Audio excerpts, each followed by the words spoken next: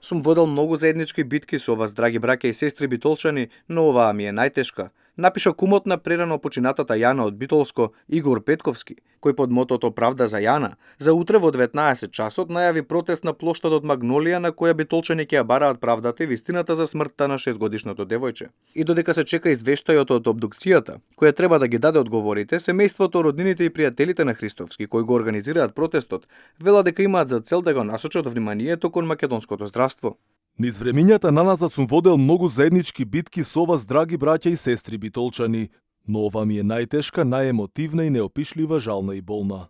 Битката за барање правда за Јана, која однапред знаеме дека институционално ја губиме, не представува битка на која треба да застанеме и да го кажеме добро познатото тридецениско тоа е.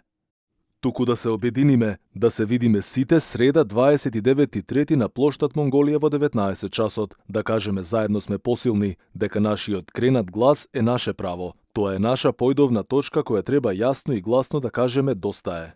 За сега протестот е најавен само за во Битола, но се очекува да се прошири во другите градови. Семејството се сомнева дека причина за смртта на малата Јана е тоа што била третирана со гликозна инфузија и покрај лабораториските резултати за кои тврдат дека покажувале висок шеќер во крвта. Во меѓувреме државниот санитарен и здравствен инспекторат по извршениот вонреден инспекциски надзор во болницата информираше дека не биле констатирани недостатоци во лекувањето на Јана во рамки на нивните надлежности.